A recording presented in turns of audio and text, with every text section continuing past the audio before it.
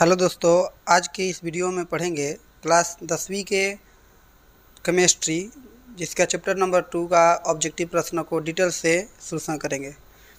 जैसा कि इसमें प्रश्न संख्या 1 है, विरंजक चूर्ण का रासायनिक सूत्र क्या होता है। विरंजक चूर्ण का रासायनिक सूत्र क्या होता है? ऑप्शन है Ca, CaCl, CaO, CaOCl2 या CaOCl। आपका इसमें से कौन सा आंसर सही होगा, इसका जवाब देना है। तो इसका सही आंसर होगा CaOCl2। इसकी एक्सप्रेशन के बारे में देखते हैं। विरंजक चूर्ण क्या है, इसके और अधिक जानकारी लेते हैं। विरंजक चूर्ण का रासायनिक नाम कैल्शियम ऑक्सीक्लोराइड होता है, जिसका रासायनिक सूत्र CaOCl2 होता है। इसे ब्लीचिंग पाउडर के नाम से भी जाना जाता है। इसका उपयोग कीटनाशक के रूप में, जल को शुद्ध करने में, कपड़ा उद्योग में किया जाता है। ऐसा ही नहीं कि केवल इतना ही उपयोग है इसका उपयोग बहुत सारा है। अभी हम लोग ऑब्जेक्टिव प्रश्न कर रहे हैं, इसलिए थोड़ा थोड़ा केवल आप लोग को 10वीं क्लास के योग बतला रहे हैं। तो अगला प्रश्न आपका है, बेकिंग पाउडर का अणुसूत्र क्या होता है? Na2CO3 या फिर CaCO3 या फिर NaHCO3 या फिर NaNO3। बेकिंग पाउडर का अणुसूत्र अर्थात बेकिंग पाउडर का जो अणुसूत्र होता है NaHCO3 होता है। इसकी एक्सप्लेशन को देखते हैं। बेकिंग पाउडर की कहिए या चाहे बेकिंग सोडा कहिए, दोनों बात इक्वल होता है। बेकिंग पाउडर का रासायनिक नाम सोडियम बाइकार्बोनेट या सोडियम हाइड्रोजन कार्बोनेट होता है, जिसका सूत्र NaHCO3 होता है। इसे खाने वाला सोडा भी कहा जाता है। आप लोग देखे होंगे कि घरों में हम लोग पुआ पकवान के वक्त इस सोडा का उपयोग करते हैं, इसको हम बेकिंग सोडा कहते हैं। इसका उपयोग पुआ, डबल रोटी कहने का मतलब कि पाव रोटी जिसको कहते हैं, केक, अग्निशामक के रूप में और साथ ही साथ शराब में भी इसका उपयोग किया जाता है। अगला प्रश्न आपका है, दूध से दही बनाने में निम्नलिखित में कौन सी क्रियाएं होती है? अपघटन की क्रिया या फिर प्रकाश संश्लेषण की क्रिया या फिर किण्वन की क्रिया या फिर उत्सर्जन की क्रिया। ये अपघटन की क्रियाएं नहीं तो हो ही नहीं सकती है, प्रकाश संश्लेषण की क्रिया हो नहीं सकती है, उत्सर्जन की भी क्रिया नहीं हो सकती है। आप इन सब की क्रियाओं के बारे में हम अपने ऑफलाइन क्लास में बहुत अच्छे से आप लोग को पढ़ाए हैं। आप लोग जो भी मेरे ऑफलाइन के बच्चे हैं जो देख रहे हैं अभी क्लास इसको, वो आप लोग जाकर रिवाइज कर लीजिए कि ये अभिक्रियाएँ क्या होती है। इसका जो सही आंसर होगा वह किण्वन की होगा। अब किण्वन क्या है, इसके बारे में जानते हैं। किण्वन एक जैव रासायनिक क्रिया है जिसमें जटिल कार्बनिक यौगिक सूक्ष्म सजीवों की सहायता से सरल कार्बनिक यौगिकों में विघटित होते हैं। इस क्रिया में ऑक्सीजन की आवश्यकता नहीं पड़ती है। किण्वन के प्रयोग से शराब, पाव रोटी, दही एवं अन्य रासायनिक पदार्थ भी बनाए जाते हैं। साथ ही साथ किण्वन की क्रिया में कार्बन डाइऑक्साइड गैस निकलता है। अगला आपका प्रश्न है, उदासीन जल का पीएच मान क्या होता है? सबसे पहले समझना ये है कि उदासीन जल होता क्या है, जिसको हम शुद्ध जल भी कहा जाता है। उदासीन जल का पीएच मान क्या होता है? ऑप्शन है 7, 7 से कम, 7 से अधिक और इनमें से कोई नहीं। तो उदासीन कहिए दिया तो यहाँ से क्या हो जाएगा, 7 होगा। क्या होगा, 7। तो इसका सही आंसर हो जाएगा 7। अगला क्वेश्चन है, लिटमस विलयन बैंगनी रंजक होता है जो निम्न में से किससे निकाला जाता है?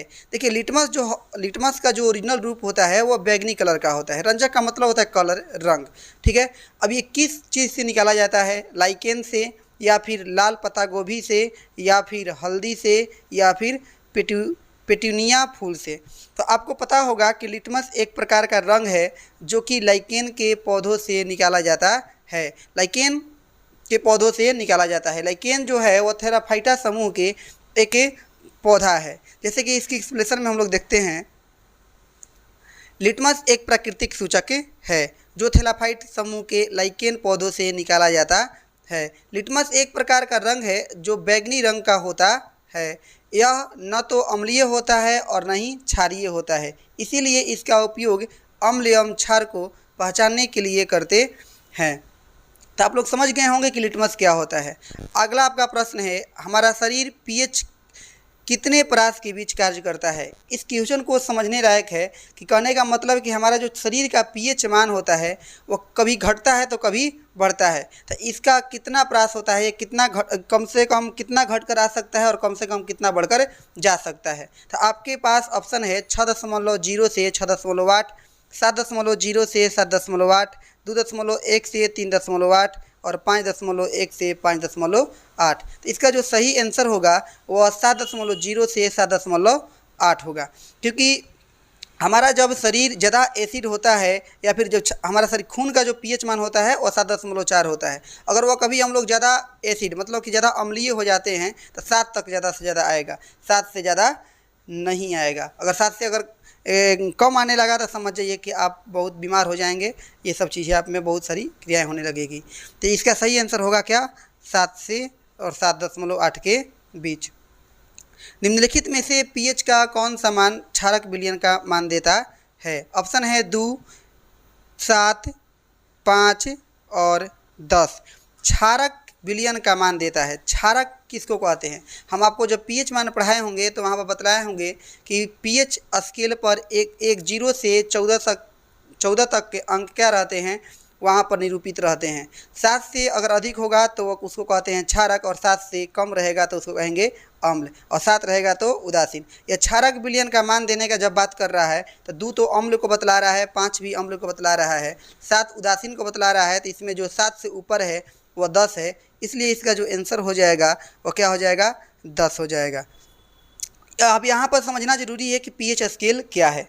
पीएच स्केल एक प्रकार का पैमाना है जिसकी सहायता से किसी विलयन की अम्लीयता, क्षारीयता या उदासीनता की जांच की जाती है। अर्थात आप ये भी कह सकते हैं कि पीएच स्केल का फुल फॉर्म जो होता है वह पावर ऑफ हाइड्रोजन होता है, जिसमें हाइड्रोजन की मात्राएं जितनी अधिक रहेगी वह उतना ही क्या रहेगा, अम्लीय रहेगा। जिसमें हाइड्रोजन की मात्राएं कम रहेगी वह